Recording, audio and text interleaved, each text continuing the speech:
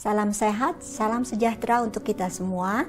Saya Yuniarti sebagai narasumber bagian hidrolik dari Balai Teknik Bendungan akan memaparkan materi pemeriksaan kecukupan hidrolik untuk bangunan pelimpah dan bangunan pengeluaran. Pembangunan bendungan-bendungan besar telah dilakukan pemerintah sebagai prasarana fisik yang diperlukan dalam pengelolaan dan pemanfaatan sumber daya air untuk memenuhi kebutuhan air irigasi, air baku, pembangkit tenaga listrik, pengendalian banjir, dan lain-lain. Sebagai tempat untuk menampung air, keberadaan bendungan ini berfungsi sebagai penyeimbang dalam pengelolaan air pada musim penghujan dan pada musim kemarau. Pada musim penghujan, bendungan difungsikan untuk menampung atau meredam debit banjir, dan pada saat musim kemarau, air dalam tampungan dapat dimanfaatkan secara bertahap. Tujuan pembelajaran secara umum adalah agar para peserta mampu memeriksa terhadap bangunan pelimpah dan bangunan pengeluaran dari suatu bendungan. Secara khusus, setelah mengikuti pelatihan ini, peserta mampu untuk menjelaskan fungsi dan klarifikasi bangunan pelimpah dan bangunan pengeluaran, memahami prinsip dasar hidrolik, mereview dan mengevaluasi data proyek, melakukan investigasi kondisi hidrolik, menganalisa kondisi hidrolik, dan melakukan tindak perbaikan untuk mengatasi defisiensi yang terjadi. Gambaran umum bangunan pelimpah dan pengeluaran meliputi fungsinya, konfigurasi, komponen-komponen bangunan pelimpah. Masalah-masalah umum dan defisiensi antara lain identifikasi masalah yang sering terjadi pada bangunan pelimpah dan bangunan pengeluaran.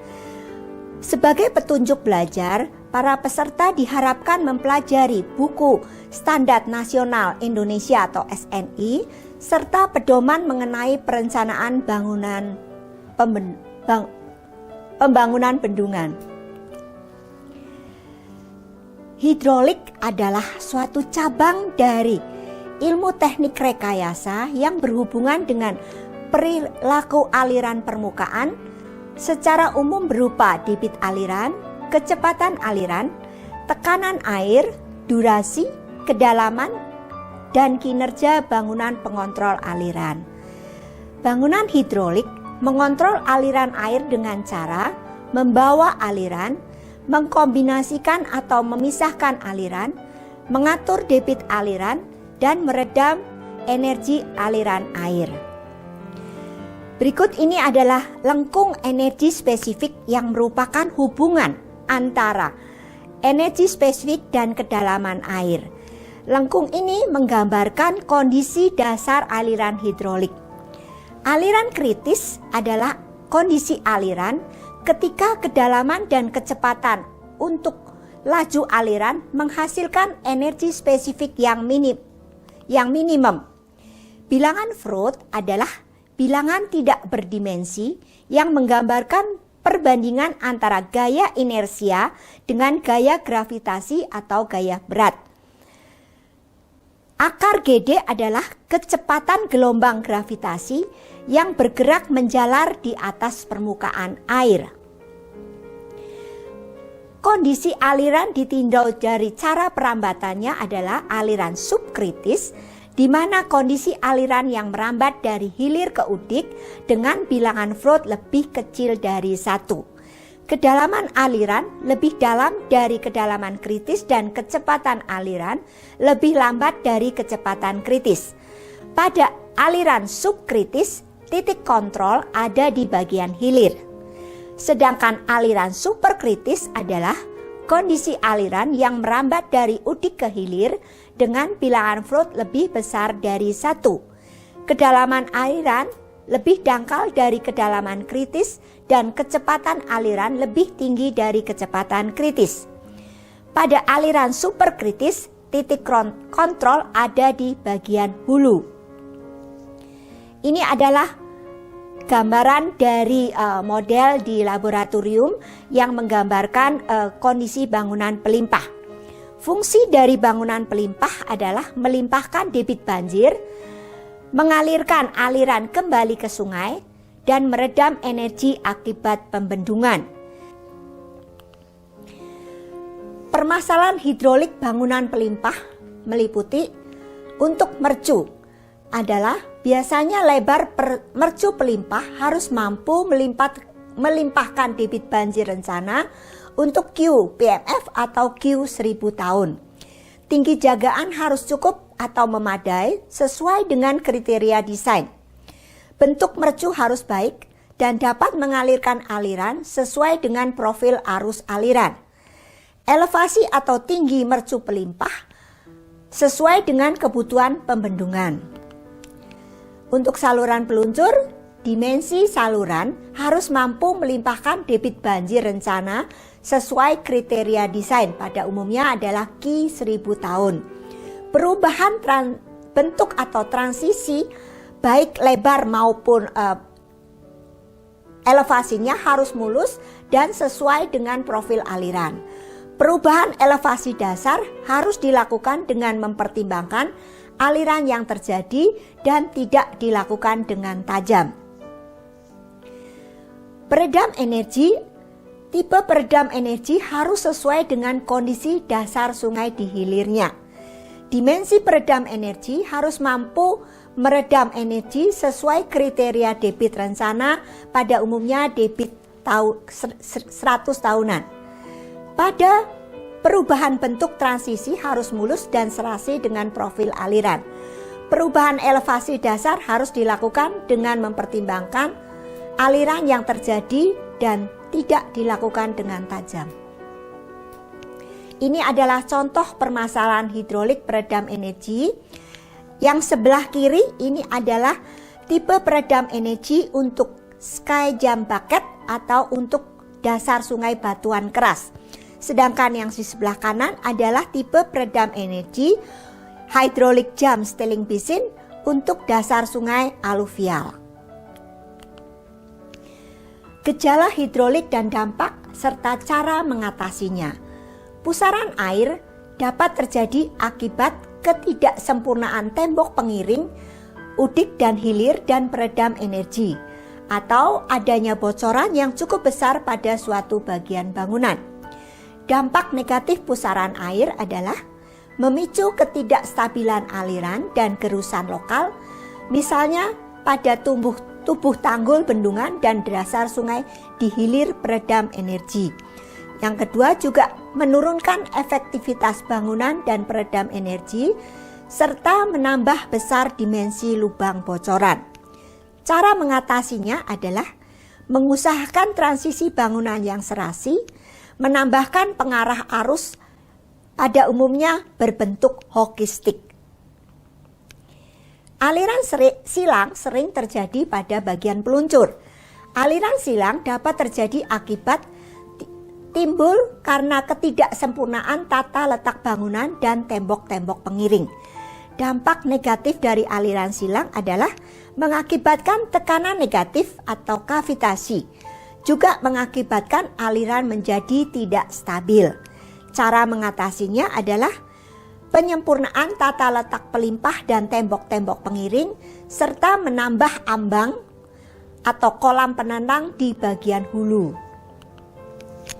Kavitasi adalah tekanan negatif pada struktur yang diakibatkan oleh kondisi aliran yang tidak stabil yang terjadi ketika tercapai kondisi kritis dari kombinasi kecepatan aliran, tekanan aliran, dan tekanan uap atau udara.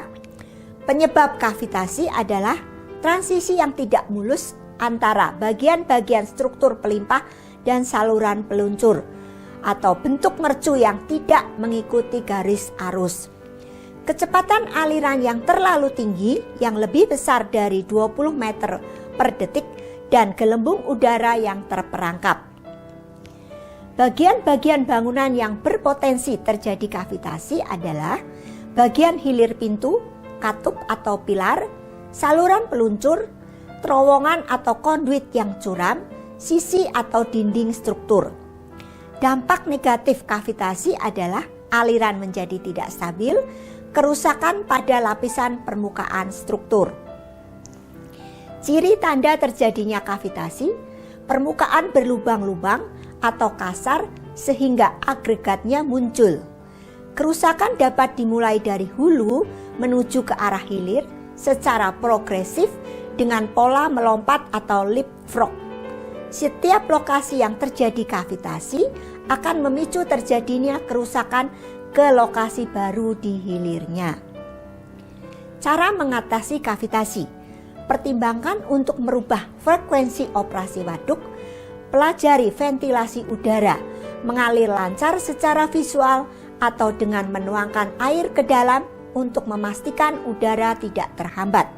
Perbaiki daerah yang berpotensi dengan material yang lebih kuat, misalnya beton polimer baja. Pemasangan slot-slot aerasi di dalam terowongan dapat menghilangkan tekanan negatif dengan menambahkan ventilasi udara ke daerah yang terpengaruh. Abrasi terjadi sebagai akibat pergerakan dari material penyebab abrasif berbentuk granular atau lebih besar di dalam aliran air. Permukaan struktur yang terabrasi biasanya lebih halus dibandingkan permukaan yang terkavitasi. Pasir, lanau, dan partikel sedimen layang yang terkandung dalam aliran air dengan kecepatan tinggi bersifat sangat abrasif terhadap batas permukaan aliran. Penyebab abrasi adalah kecepatan aliran yang tinggi akan mengakibatkan pergerakan material abrasif yang terbawa oleh aliran. Bagian-bagian bangunan yang berpotensi terjadi abrasi antara lain lokasi di mana terdapat perubahan mendadak pada saluran, sudut-sudut tajam, lengkungan pada drop inlet ke terowongan, konduit dan saluran luncur, juga pada kolam peredam energi. Dampak negatifnya adalah kerusakan pada lapisan permukaan struktur. Water hammer adalah suatu tekanan osilasi naik dan turun yang terjadi pada saluran tertutup. Pengurangan debit secara mendadak menyebabkan percepatan dan perlambatan yang menghasilkan reaksi momentum dari massa air. Bahaya yang timbul akibat water hammer adalah pipa menjadi pecah akibat tekanan yang meningkat atau tekanan yang turun drop off secara tiba-tiba.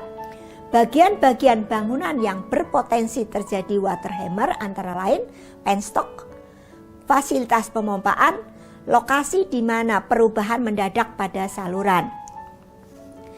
Vibrasi atau getaran terjadi ketika gaya dinamis yang dihasilkan dalam aliran menjadi harmonis dan disinkronkan dengan frekuensi getaran alami dari bagian struktur. Struktur dari metal adalah subjek yang paling banyak mengalami kerusakan akibat vibrasi, tetapi dinding beton yang berdiri bebas dapat juga terpengaruh. Vibrasi sering terjadi pada struktur yang panjang, tipis dan tidak mempunyai penyangga yang baik.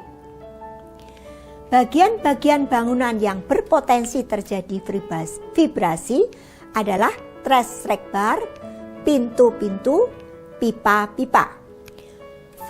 Vibrasi dapat juga terjadi bila kecepatan dan arah aliran berubah, yaitu pada pipe bands, bifurcation, impact basin, hydraulic jump steering basin, dan steering well. Elemen-elemen struktur lain yang dapat mengalami vibrasi adalah katup-katup, batang katup yang terletak pada alur aliran, sil pintu, pompa-pompa, turbin, peralatan operasi, dan intake tower.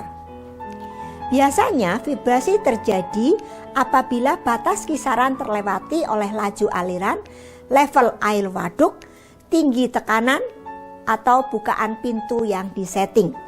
Bahaya yang mengancam keamanan struktur akibat vibrasi adalah terjadinya kelelahan struktur, keretakan, dan kerusakan elemen.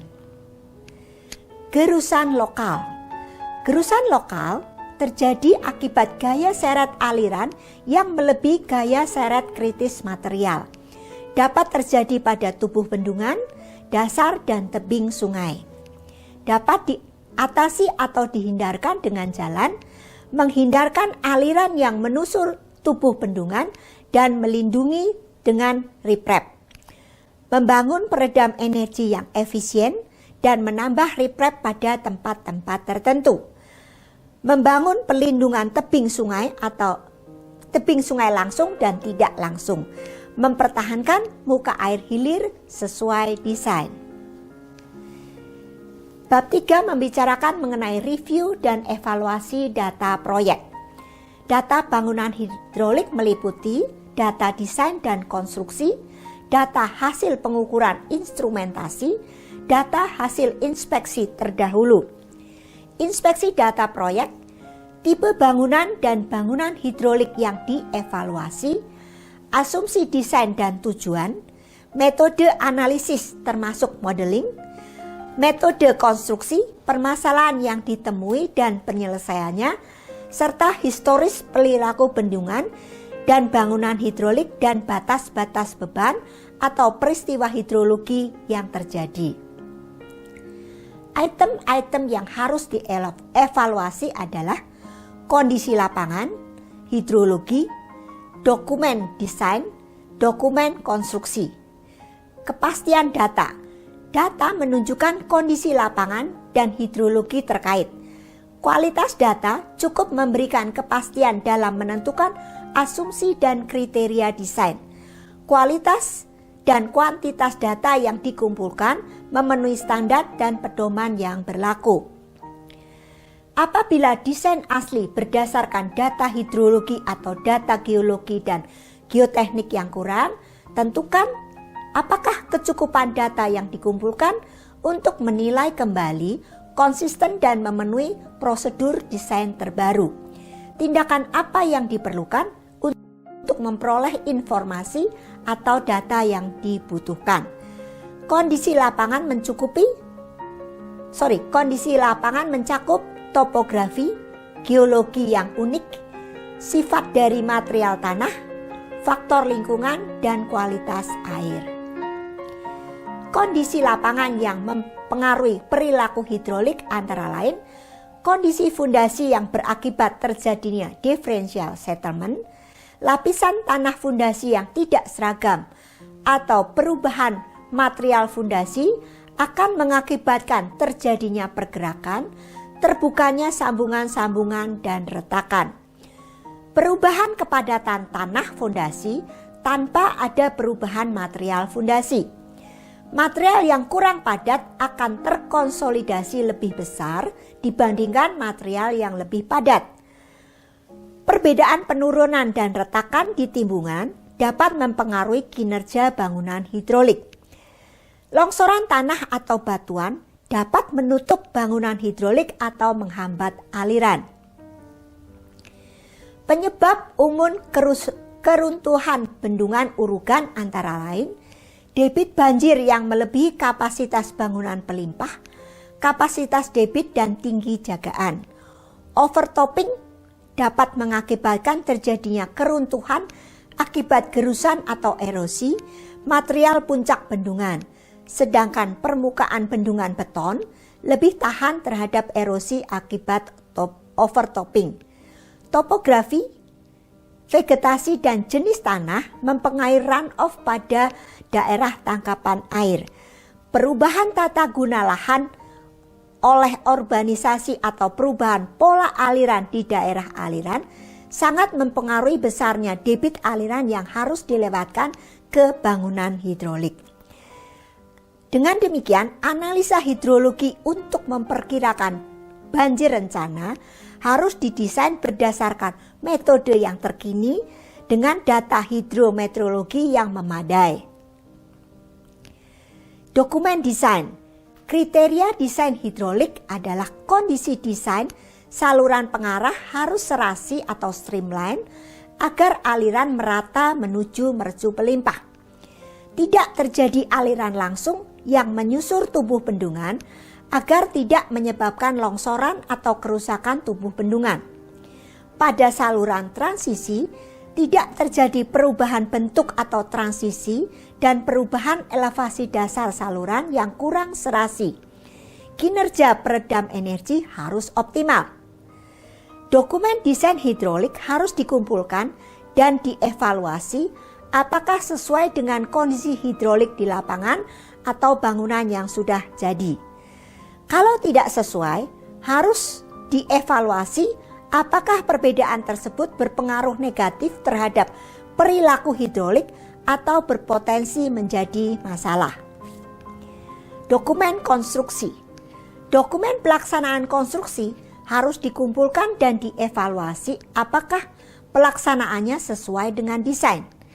Apabila terjadi penyimpangan, harus dievaluasi apakah perbedaan tersebut berpengaruh negatif terhadap perilaku hidrolik atau berpotensi menjadi masalah.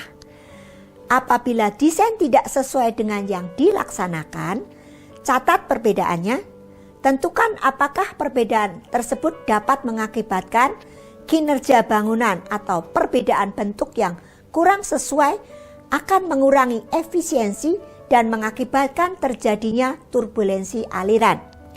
Keutuhan struktural. Perbedaan dimensi dan material dapat menyebabkan kondisi yang merugikan, antara lain kavitasi, aliran silang. Bab 4 membicarakan mengenai investigasi kondisi hidrolik. Investigasi kondisi hidrolik melibatkan serangkaian kegiatan dan keputusan.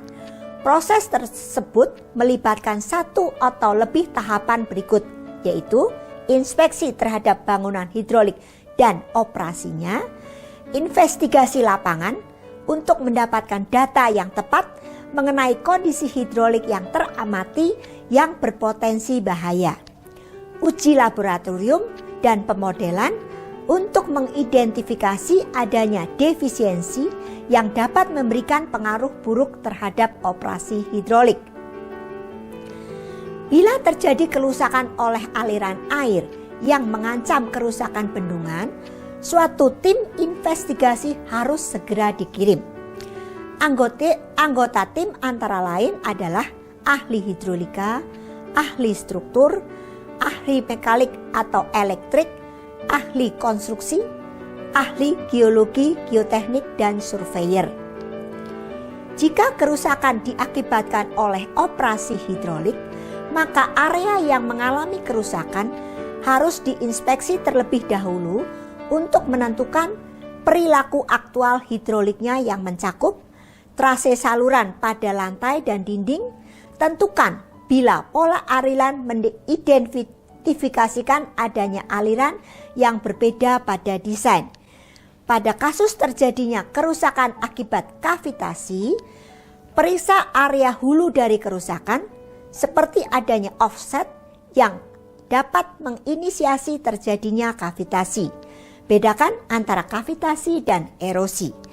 Amati sambungan-sambungan lantai dan dinding untuk menentukan bila terjadi pergerakan dan tentukan perkembangan dan jenis pergerakan yang terjadi. Bab 5 membicarakan analisis kondisi hidrolik.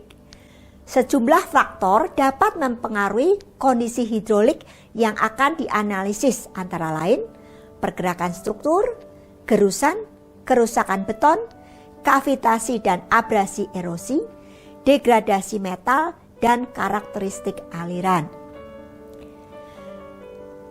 Mengapa penting dilakukan investigasi hidrolik? Untuk menentukan jenis investigasi yang diperlukan dalam melakukan evaluasi dan perbaikan terhadap masalah tertentu, melakukan inspeksi atau memasang instrumen untuk mengukur secara teliti gaya-gaya hidrolik dan respon struktural. Pertimbangan kualitas dan kualitas debit yang mengalir yang dilewatkan selama umur layanan bangunan harus ditentukan terlebih dahulu. Debit maksimum, adanya sedimen atau elemen-elemen yang korosif, debit total aliran. Pelimpah bantu atau biasa disebut auxiliary spillway jarang dilalui banjir. Oleh karena itu, kinerja hidrolik tidak dapat diperiksa selama inspeksi lapangan dan evaluasi dilakukan secara umum mencakup keutuhan struktural pelimpah. Pelimpah utama sering dilalui banjir, jadi mungkin belum pernah dilalui debit aliran. Investigasi defisiensi bangunan hidrolik mencakup kajian yang komprehensif terhadap masalah yang timbul atau yang dihadapi saat ini. Inspeksi pada umumnya dilakukan untuk melakukan permasalahan dapat terdeteksi selama pelaksanaan inspeksi, jadwalnya teratur.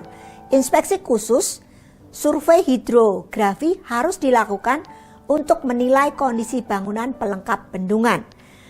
Deteksi dini permasalahan dapat digunakan sebagai dasar dalam tindak perbaikan atau melakukan modifikasi operasi waduk yang akan mengurangi kerusakan berlanjut yang mungkin terjadi. Inspeksi khusus. Beberapa bagian bangunan hidrolik biasanya dalam kondisi terendam, antara lain kolam olakan dan bagian konduit di hulu pintu darurat. Oleh karena itu, sulit diperiksa. Inspeksi khusus harus dilakukan ketika air waduk pada level rendah atau diturunkan levelnya dengan alasan tertentu. Menurunkan level muka air atau dewatering pada bagian terendam harus dilakukan secara hati-hati dengan menggunakan bulkhead tanpa menurunkan air waduk karena beberapa struktur tidak didesain cukup kuat terhadap perbedaan tekanan yang terjadi. Inspeksi khusus harus dilakukan untuk mengamati kinerja bangunan pada saat banjir besar, pada saat terjadi gempa.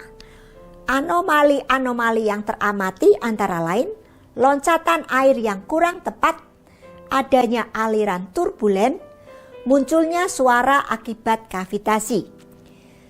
Untuk menentukan kerusakan-kerusakan yang terjadi dapat dilakukan tanpa mengganggu operasi waduk dan mengancam keamanan bendungan. Contoh kerusakan yang terjadi akibat gempa: konduit retak, pintu-pintu macet. Contoh kerusakan yang terjadi akibat banjir: kerusakan erosi, kerusakan kavitasi yang dapat terjadi pada bangunan dan saluran pembawa bangunan pada kolam peredam energi. Survei hidrografi. Survei hidrografi harus dilakukan apabila kolam olak riprap pelindung di hilir saluran balik berpotensi mengalami kerusakan oleh gerusan dan tidak dapat dikeringkan selama inspeksi. Survei diulang pada interval tertentu untuk melacak terjadinya perubahan-perubahan di bawah air. Batas-batas area yang disurvei ditentukan tergantung pada kondisi lapangan dengan sistem grid membagi beberapa bagian yang sama untuk melakukan pengukuran kedalaman menggunakan vatometer. Investigasi kerusakan. Area yang mengalami kerusakan harus diinspeksi dahulu mencakup trase aliran pada lantai dan dinding. Tentukan bila pola aliran mengidentifikasi aliran yang berbeda dengan desain. Kerusakan akibat kavitasi, periksa area hulu dari kerusakan, adanya offset yang dapat menginisiasi terjadinya kavitasi. Bedakan antara kavitasi dan erosi. Amati sambungan-sambungan lantai dan dinding untuk menentukan bila terjadi pergerakan. Juga tentukan perkembangan dan jenis pergerakan yang terjadi. Wawancara dengan petugas operasi bendungan dapat memberikan informasi mengenai operasi hidrolik pada debit aliran yang terlampaui sejak konstruksi awal. Diskusi di lapangan dapat membantu untuk menentukan apakah kerusakan disebabkan oleh operasi yang tidak tepat atau improper operation. Laporan investigasi kerusakan, kondisi klimatologi dan hidrologi serta perkiraan periode ulang dari kejadian, data muka air waduk dan debit banjir pada saat kerusakan terjadi, deskripsi rinci tentang kerusakan meliputi dimensinya, pola dan bentuk kerusakan. Kemungkinan penyebab kerusakan antara lain tekanan angkat atau biasa disebut uplift atau tegangan-tegangan lateral, kavitasi atau erosi, penurunan berlebihan, kerusakan beton, degradasi material, rembesan atau seepage, bocoran atau leakage, aliran hidrolik yang terhambat, dan vandalisme. Baik, kita akan melanjutkan paparan yang sudah saya sampaikan yang lalu. Kita akan masuk ke bab 6, yaitu mengenai analisa kondisi hidrolik. Jika dari investigasi ada kondisi hidrolik yang berpotensi bahaya, maka perlu dilakukan analisis untuk menentukan pengaruhnya terhadap keamanan bendungan. Faktor-faktor yang mempengaruhi kondisi hidrolik yang dianalisis antara lain perberakan struktur, gerusan, kerusakan beton, kavitasi dan abrasi erosi, degradasi metal, dan karakteristik aliran. Hasil analisis dipakai untuk menentukan pemilihan langkah perbaikan. Analisis pergerakan struktural mengevaluasi macam gaya dan tekanan yang menyebabkan terjadinya bangunan bergeser dari lokasi desainnya. Tipe-tipe dari analisis pergerakan struktural antara lain analisis rembesan untuk mempengaruhi stabilitas bangunan, menyebabkan piping yang membawa material fondasi, menyebabkan keruntuhan bangunan. Analisis tekanan tanah, yaitu tekanan tanah oleh adanya backfill dapat menyebabkan bangunan longsor. Analisis penurunan atau settlement, bangunan hidrolik yang lokasinya pada timbunan bendungan mempunyai potensi rusak akibat pergerakan bila timbunan mengalami penurunan yang cukup besar. Analisis gerusan. Gerusan adalah proses tergerusnya atau terbawanya material permukaan tanah, baik tanah maupun batuan akibat pergerakan air. Evaluasi kondisi hidrolik untuk menganalisis bagaimana proses gerusan mempengaruhi bangunan hidrolik. 3 tipe gerusan yaitu gerusan permukaan, gerusan lembar, dan gerusan alur yang merupakan sheet and rill erosion. Evaluasi terhadap kerusakan yang timbul akibat gerusan, tentukan potensi gerusan, laju gerusan akibat bangunan hidrolik pada kondisi aliran langgeng atau steady flow dan aliran yang tidak langgeng atau unsteady flow. Faktor yang penting yang harus diperhatikan adalah ketahanan gerusan dari material. Gerusan lembar dan alur atau sheet and rill erosion adalah hilangnya material tanah seragam atau uniform soil yang disebabkan oleh curah hujan dan aliran permukaan terkait terbentuknya alur kecil atau rill erosion dengan kedalaman kira-kira 30 cm. Alur yang lebih dalam atau galis akan terjadi pada lereng saluran pembawa air yang tidak dilindungi. Faktor yang mempengaruhi antara lain curah hujan, karakteristik material, panjang slope, kemiringan slope, dan kondisi dan macam pelindung permukaan. Efisiensi dan kapasitas saluran pembawa dapat berkurang akibat adanya sedimen yang tergerus dari lereng saluran. Gerusan saluran atau biasa disebut channel erosion bergerak atau berpindahnya material pada dinding dan dasar saluran akibat gaya gerus air yang dapat menyebabkan pelebaran dasar saluran. Faktor yang mempengaruhi antara lain kemiringan atau slope dasar saluran, kecepatan aliran dan karakteristik aliran, properties material, geometri saluran, dan kondisi serta jenis pelindung permukaan. Metode untuk menentukan hilangnya tanah akibat gerusan saluran antara lain membuat pemetaan udara yang dilakukan berbagai waktu untuk membandingkan terjadinya perubahan dimensi saluran, survei dan pengukuran kembali potongan melintang untuk menentukan perbedaannya, data historis untuk menentukan perubahan tata letak atau alignment saluran dalam jangka panjang. Penentuan potensi gerusan. Untuk saluran pembawa dengan potongan geometri yang sama, yang mengalirkan aliran langgeng dan steady, kecepatan aliran mempunyai korelasi dengan gerusan. Gaya tarik atau gaya geser yang terjadi antara aliran dan batas aliran. Apabila terjadi aliran tidak langgeng, akan terjadi turbulensi, lonjakan akibat naik turunnya muka air, dan terjadinya gelombang dapat mengakibatkan potensi gerusan. Kinerja saluran pelimpah tergantung dari jenis material saluran, meskipun ketahanan material saluran tidak dapat dimodelkan secara akurat. Kinerja hidrolik dapat diuji dengan model fisik untuk mengidentifikasi tempat-tempat terjadinya gerusan. Gerusan pada kondisi aliran tidak tepat. Kecepatan rata-rata adalah nilai normal untuk mengestimasi potensi gerusan.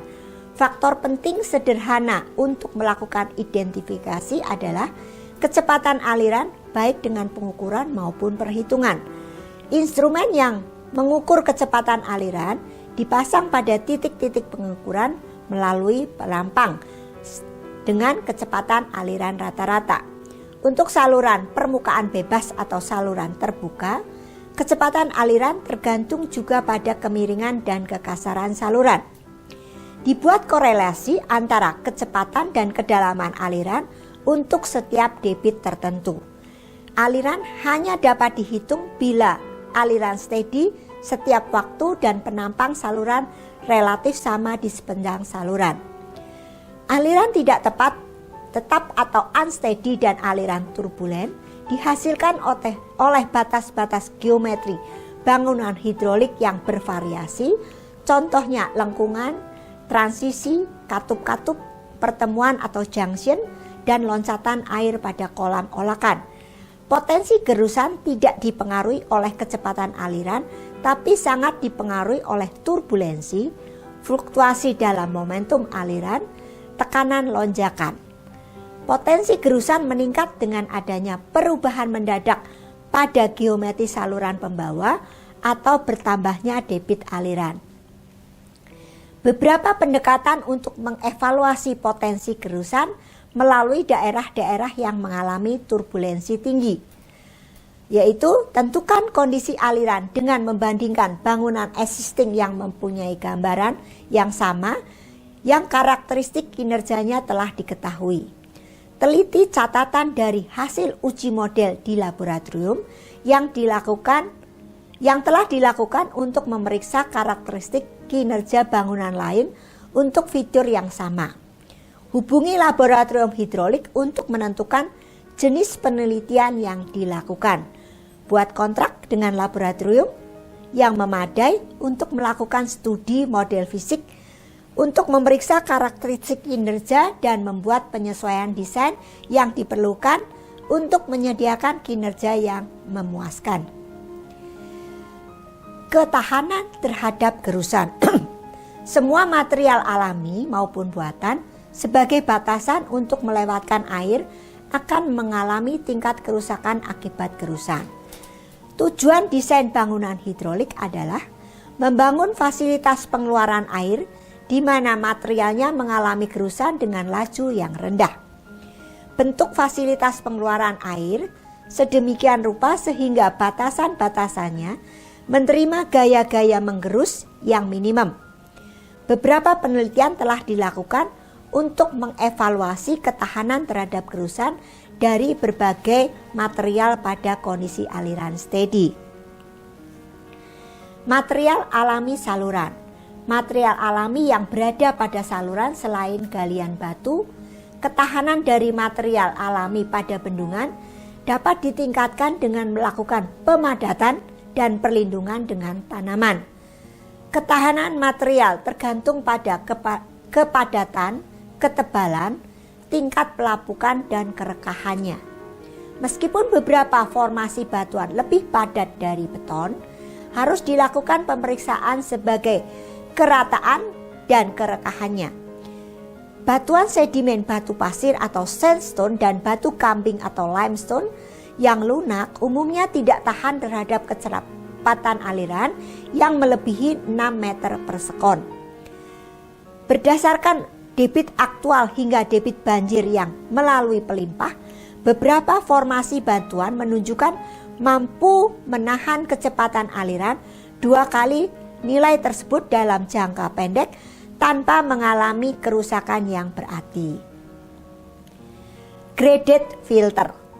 Untuk meningkatkan ketahanan gerusan dari lereng tanah, metode paling umum dilakukan dengan menambahkan lapisan batu pelindung riprap atau graded riprap. Batasan praktis penggunaan graded riprap sebagai pelindung terhadap kecepatan aliran berkisar dari 4,5 sampai 5,1 meter per sekon. Ukuran dan ketebalan batu riprap yang diperlukan menjadi sangat besar dan dibandingkan dengan jenis pelindung lain yang lebih murah. Beton. Untuk struktur hidrolik dengan kecepatan melebihi 6 meter per sekon, biasa digunakan lapisan beton karena durabilitasnya.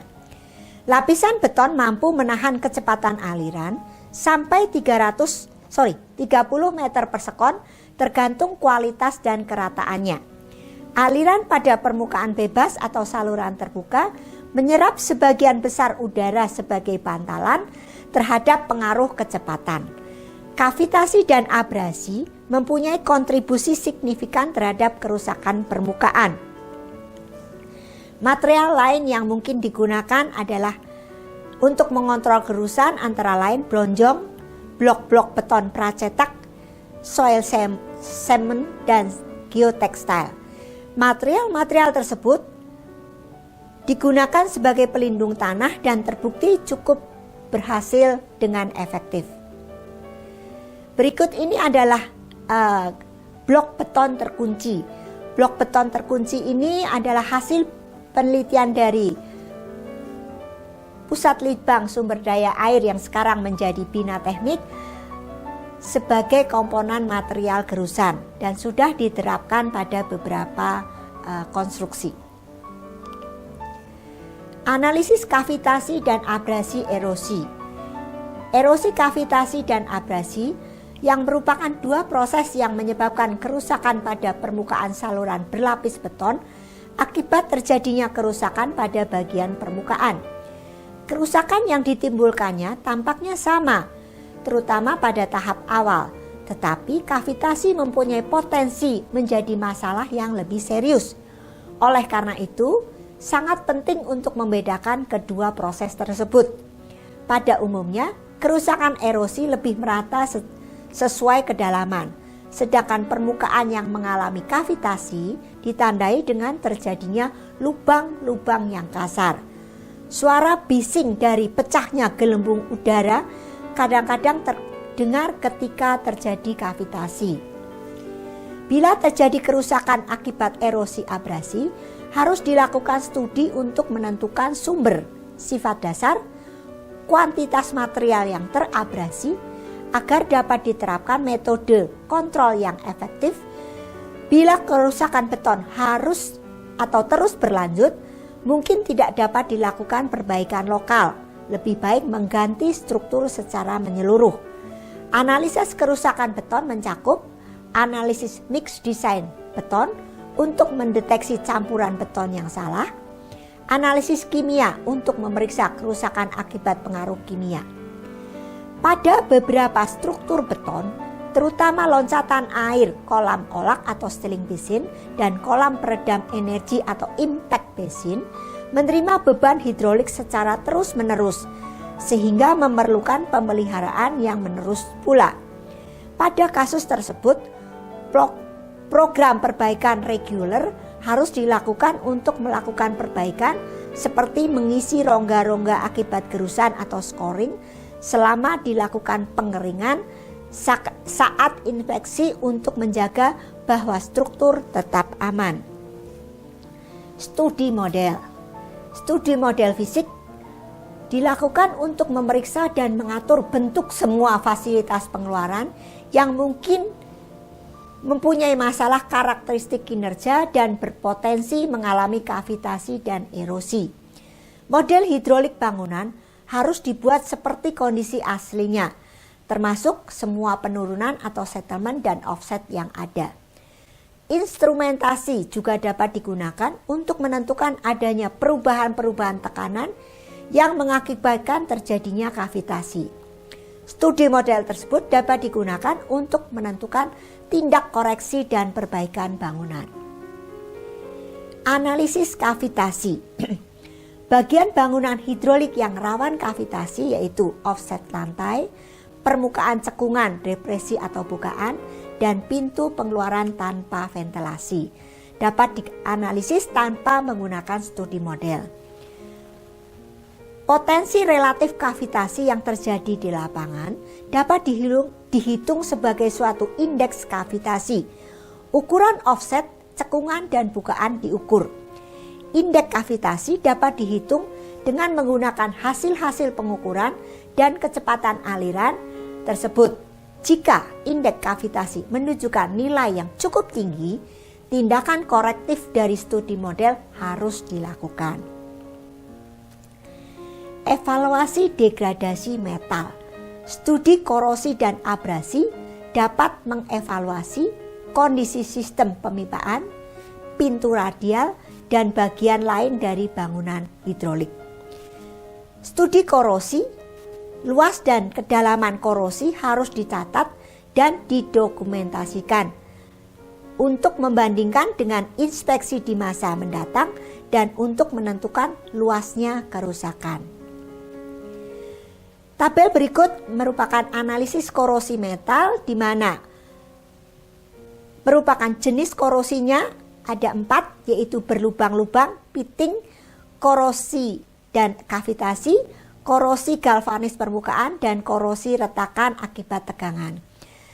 Untuk korosi yang berlubang-lubang, ukur kedalaman dan luas perkembangannya. Untuk korosi, erosi, dan kavitasi, periksa arah lubang dan alur di permukaan akibat turbulensi. Catat luas yang terpengaruh. Untuk korosi galvanis permukaan, ambil contoh untuk dianalisis. Untuk korosi retakan akibat tegangan dan korosi akibat fatigue, lepaskan tambalan segi 4 untuk pengujian struktural. Studi vibrasi. Vibrasi terjadi akibat adanya rongga atau perubahan mendadak pada struktur mental yang terjadi pada beberapa peralatan mekanik, antara lain pipa yang terekspos, katup-katup atau pintu-pintu radial dapat diamati saat dioperasikan dengan meraba peralatan tersebut. Pencatatan peralatan dapat digunakan untuk menentukan frekuensi vibrasi. Alat ukur dapat digunakan untuk mengukur tegangan dan regangan yang terjadi. Analisis vibrasi dapat mengidentifikasi kombinasi kritis dari setting pintu, elevasi waduk, dan tailwater yang menghasilkan vibrasi maksimum. Usaha perbaikan dapat lebih fokus pada perubahan setting pintu. Studi aliran hidrolik. Analisis studi aliran memerlukan pengetahuan dasar mengenai teknik hidrolik. Metode utama untuk memperkirakan pergerakan air melalui bangunan hidrolik dan mengevaluasi gaya-gaya yang bekerja, prosedur, dan rumus-rumus matematis. Beberapa bangunan hidrolik terlalu kompleks untuk dianalisis dengan prosedur perhitungan matematis. Oleh karena itu, metode analisis alternatif dengan studi model fisik. Model skala kecil memberikan hasil yang cukup akurat untuk mensimulasi kinerja bangunan hidrolik yang kompleks. Analisis matematik. Analisis matematik yang umum dilakukan dalam perencanaan dan pengoperasian bangunan hidrolik antara lain penelusuran banjir lewat spillway. Prosedur ini digunakan untuk mengetahui besarnya debit puncak yang melewati bangunan hidrolik dan elevasi air waduk dari banjir rencana. Mengindikasikan volume waduk dan level air waduk untuk frekuensi banjir tertentu. Program atau software yang biasa digunakan adalah HEC 1, TER 20, dan Fallout. Lengkung debit untuk conduit dan spillway. Prosedur ini dimaksudkan untuk menghitung kurva debit pada spillway dan outlet yang digunakan untuk mengeluarkan air waduk. Rumus-rumus digunakan untuk memperkirakan kehilangan friksi yang terjadi antara aliran air dan batas-batas bangunan. Analisis desain peredam energi. Air yang disimpan cukup dalam mempunyai elevasi energi potensial yang tinggi dan ketika akan berubah menjadi kecepatan tinggi dan aliran turbulen. Aliran tersebut harus diredam untuk mencegah terjadinya erosi yang berlebihan. Untuk mengatasi hal tersebut dibangunlah suatu bangunan peredam energi. Profil muka air, tailwater, dan saluran hilir.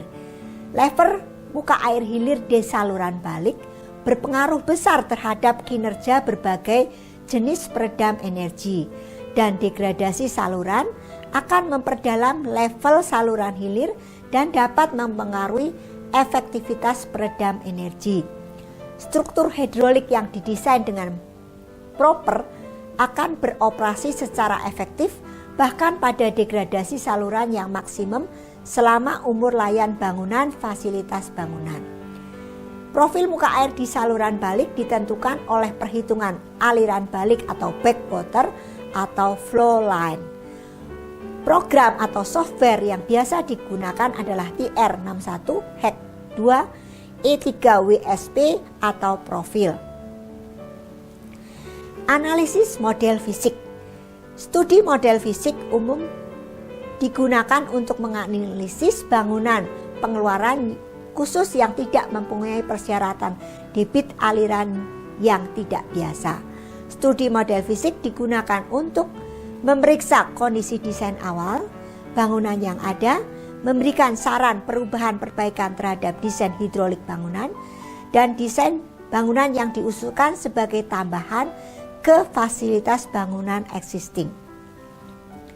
Ini adalah contoh uji model fisik dari bendungan Cijurai yang dilakukan di Laboratorium Bina Teknik, Hidrolika Bina Teknik. Bab 7 mengenai tindakan perbaikan. Tindakan darurat atau jangka pendek untuk menangani defisiensi hidrolik antara lain penurunan muka air waduk, pembatasan debit aliran, merevisi prosedur operasi, perlindungan dan perbaikan area kerusakan. Tindakan permanen dan jangka panjang untuk menangani defisiensi hidrolik antara lain rekonstruksi, modifikasi, dan stabilitas bangunan. Penyediaan proteksi terhadap erosi, pengerukan atau penangkapan sedimen, perbaikan pelindung beton, konstruksi peralatan aerasi, perbaikan permukaan yang tidak beraturan, penyediaan proteksi terhadap korosi, penambahan sistem pelepas tekanan, prosedur monitoring tindak perbaikan. Penurunan muka air waduk. Tujuan dari penurunan muka air waduk adalah untuk mengurangi tekanan hidrolik pada komponen bendungan yang strukturnya mengalami perlemahan dan memberikan volume waduk untuk menampung debit banjir yang lebih besar yang akan melintas melalui pelimpah. Pengurangan frekuensi aliran dan pemotongan mercu pelimpah dapat mengurangi resiko terhadap pelimpah yang mempunyai masalah hidrolik atau masalah struktur. Sebagai contoh, kebocoran sil yang serius dari bangunan intake dapat menimbulkan masalah yang memerlukan penurunan air waduk untuk mencegah terjadinya kerusakan lebih lanjut terhadap bangunan sampai pekerjaan perbaikan itu selesai. Pembatasan debit. Tindakan untuk membatasi atau mengurangi debit mencakup menurunkan level air waduk untuk menyediakan tampungan yang lebih besar sehingga mengurangi debit yang melimpas melalui pelimpah atau aliran yang keluar melalui bangunan outlet. Membatasi bukaan pintu bangunan outlet. Membatasi bukaan pintu ini menyebabkan aliran permukaan atau run-off mengalir ke waduk atau pelimpah yang dapat kontraproduktif bila pengeluaran air dibatasi untuk mencegah kerusakan di bagian hilir. Selama banjir, penutupan sementara pintu pelimpah di hulu dari daerah yang mengalami kerusakan erosi saat perbaikan darurat dilakukan. Pembatasan debit aliran tinggi yang mengakibatkan terjadinya kerusakan. Fluktuasi debit aliran yang besar dapat diminimalkan dengan mengganti dengan debit ekivalen yang uniform. Selama banjir, penundaan atau pengaturan pengeluaran air banjir dari waduk harus dilakukan sedemikian rupa supaya tidak menimbulkan banjir di bagian hilir. Revisi prosedur operasi. Langkah pertama dan paling mudah dalam merespon adanya kerusakan hidrolik pada bangunan pembawa air adalah mengadop prosedur operasi khusus pada saat debit tinggi atau kondisi darurat untuk mengurangi gaya-gaya hidrolik pada permukaan aliran. Prosedur yang direvisi tersebut perlu dimasukkan ke dalam SOP dan operator harus dilatih supaya dapat menjalankannya dengan baik. Penyesuaian atau pengaturan operasi dapat membatasi kerusakan akibat gerusan. Gunakan pintu outlet, penguras atau spillway dengan pertimbangan yang menimbulkan terjadinya kerusakan yang paling minimum. Kavitasi dapat menggunakan bangunan outlet yang rusak pada konduit yang tertekan, tekanan yang lebih rendah dan lebih merusak secara tipikal terjadi di bagian hilir dari pintu-pintu pengatur atau katup-katup dengan bukaan kecil. Abrasi. Jika bangunan pengeluaran atau outlet berupa multiple level, maka pengambilan air dilakukan melalui bagian atas untuk menghindari konsentrasi sedimen di bagian bawah. Vibrasi. Vibrasi maksimum biasanya muncul pada kombinasi khusus dari bukaan pintu, elevasi waduk, dan muka air hilir atau tailwater level. Water hammer. Hindari perubahan laju debit secara mendadak dalam konduit tertekan yang panjang. Masalah water hammer sering terjadi pada PLTA dan sistem pemompaan. Peralatan pengatur aliran pada sebagian besar fasilitas hidrolik lainnya didesain untuk dioperasikan cukup pelan untuk mencegah fluktuasi tekanan water hammer. Perlindungan dan perbaikan daerah yang rusak. Bagian apron kolam loncatan hidrolik dari pelimpah biasanya dipasang di bawah elevasi dasar sungai hilir.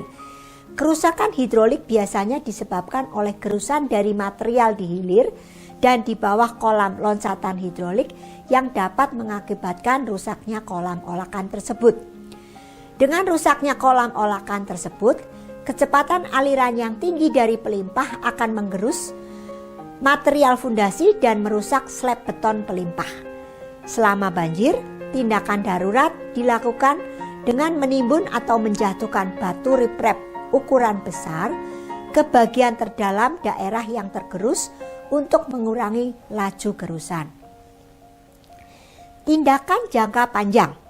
Tindakan perbaikan yang permanen atau jangka panjang umumnya mencakup penilaian teknik terhadap permasalahan untuk mencari solusi yang terbaik. Solusi harus dapat mengurangi gaya-gaya hidrolik yang merusak dan meningkatkan pertahanan dari bangunan-bangunan yang rusak tersebut. Rekonstruksi, modifikasi, dan stabilisasi diaplikasikan terhadap bangunan yang mengalami masalah hidrolik yang disebabkan oleh pergerakan seperti penurunan tekanan angkat atau pergeseran, kerusakan permukaan aliran, rawan gerusan seperti saluran pembawa, pelimpah bantu atau auxiliary spillway. Kerusakan permukaan aliran Diperbaiki sedekat mungkin dengan gambaran dan toleransi desain. Diperbaiki seperti halnya desain asli dengan menggunakan material yang kualitasnya lebih baik dan dapat meningkatkan pertahanan terhadap gaya-gaya hidrolik yang bekerja. Diperbaiki dengan menggunakan material yang lebih kuat di sepanjang permukaan yang dibentuk yang sedikit rawan terhadap gaya-gaya hidrolik. Untuk itu memerlukan lebih banyak waktu, penelitian dan upaya desain yang lebih mahal, namun memberikan solusi terbaik jangka panjang, terutama pada lokasi yang mengalami kerusakan cepat dan parah.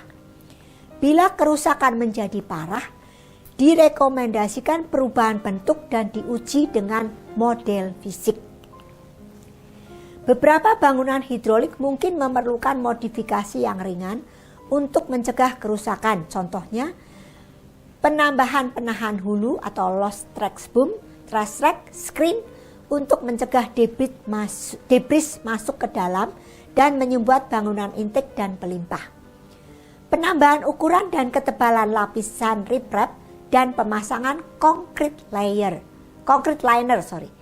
Pada kasus lain, sebagai perbaikan praktis adalah mengganti bangunan yang rusak dengan membuat konstruksi yang baru.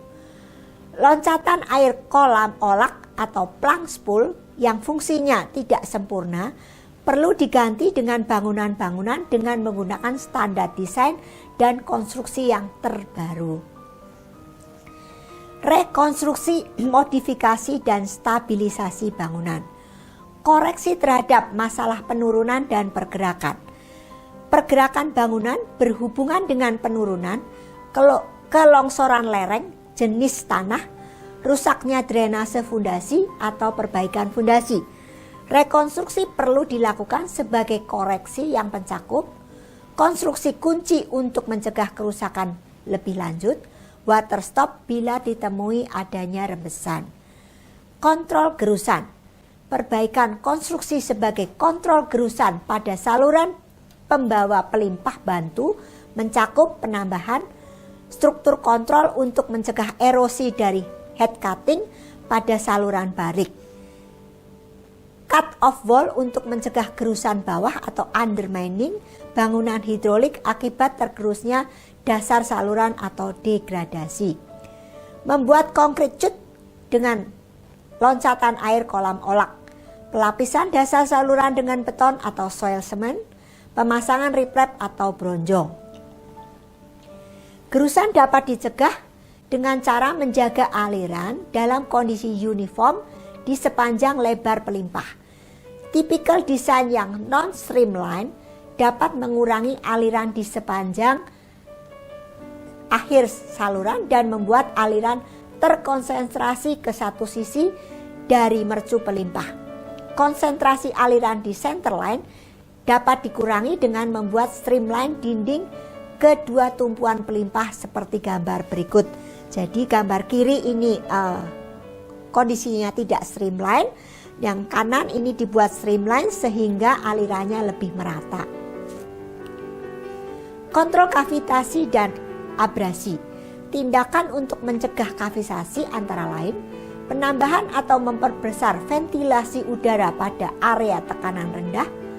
Umumnya peralatan terdiri dari konduit atau saluran pembawa di dekat pintu pengeluaran yang diperbesar atau memasang slot di sepanjang lantai pada penampang melintang terpilih di sepanjang saluran.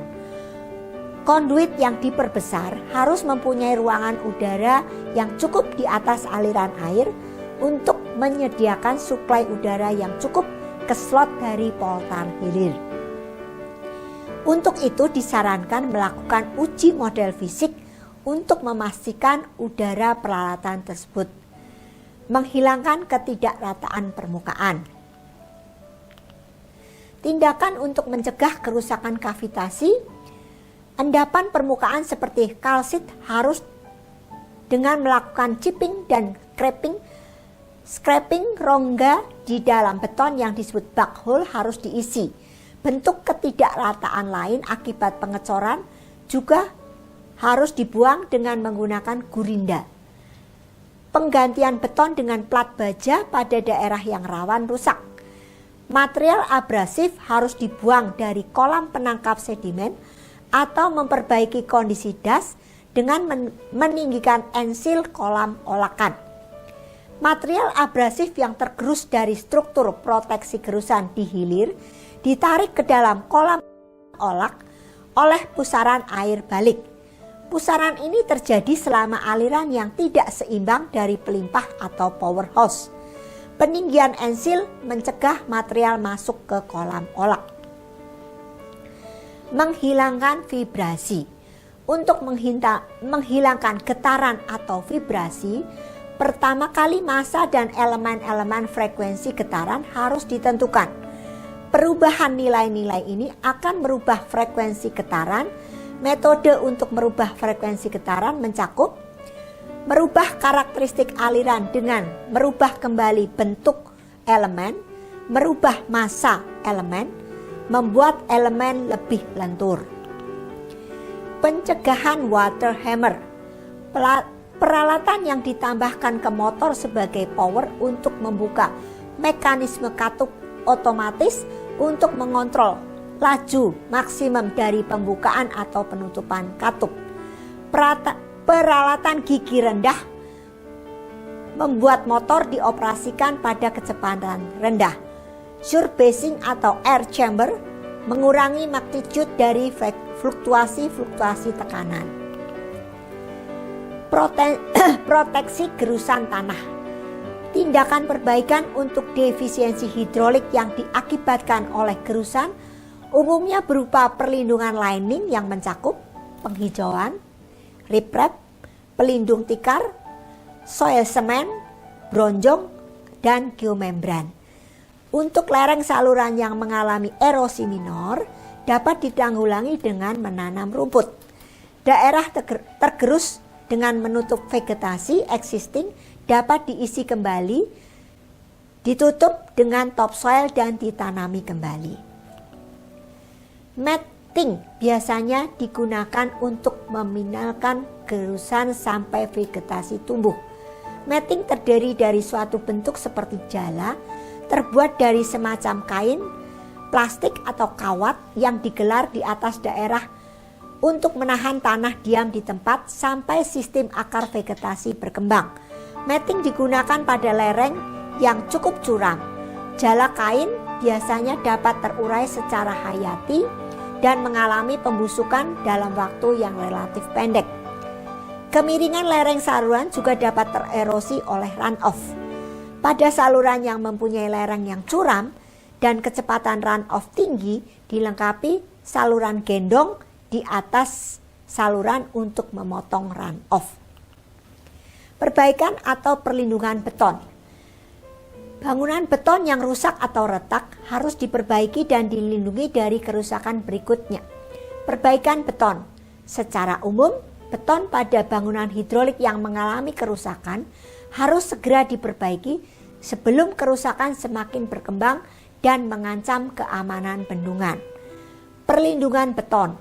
Untuk melindungi beton dari kerusakan akibat acid mine atau sulfat tinggi, umumnya dilakukan dengan menggunakan metode coating atau sealant seperti coal tar, lem eponi, plastik, dan karet.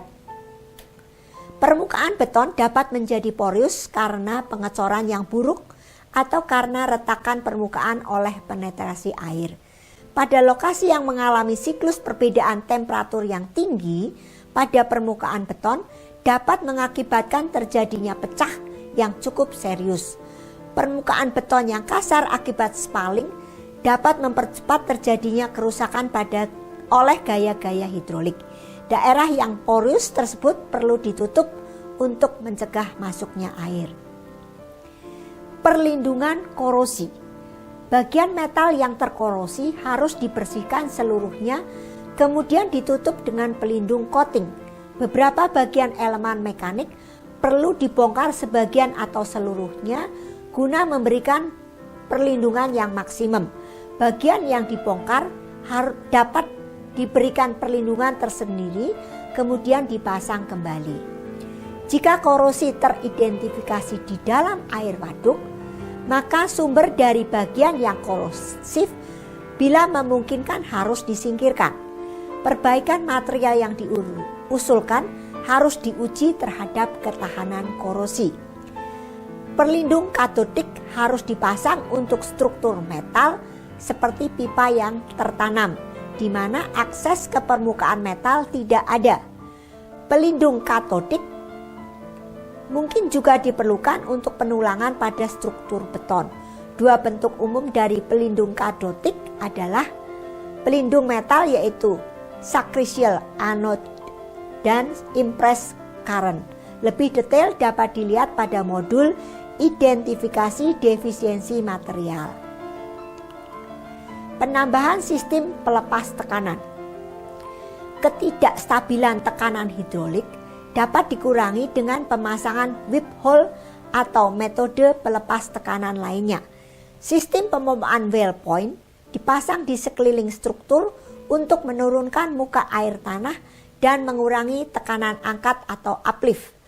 Perlu diperhatikan, kadang-kadang pelepas tekanan dapat mengakibatkan terjadinya penurunan struktur dari posisi awalnya. Monitoring tindakan perbaikan. Semua aktivitas dari perbaikan dan modifikasi bangunan harus dimonitor secara ketat selama awal operasi dan selama perbedaan level operasi sampai dengan level beban rencana. Jika pekerjaan perbaikan merupakan hasil dari studi model, maka data mengenai kinerjanya harus dibandingkan dengan hasil dari operasi model. Monitoring yang teliti harus diteruskan untuk menjamin bahwa hasil perbaikan mempunyai kinerja yang diharapkan. Selanjutnya, langkah perbaikan harus diobservasi secara teratur selama pelaksanaan inspeksi yang dijadwalkan. Daftar pustaka dari materi ini adalah US Committee on Large Dam, Module Evaluation of Hydraulic Adequate Training Aids for Dam Safety. Untuk kondisi hidroliknya, dianjurkan membaca Fundamental of Open Channel dari Press Taylor and Francis Group. Kemudian untuk kondisi bendungan dan sebagainya bisa dilihat dari dam hidrolik dengan dari Fisher dan Hager Wiley Series in Water Resources Engineering dari yang diterbitkan dari John Wiley and Son. Demikian pemaparan saya, mudah-mudahan bermanfaat. Terima kasih.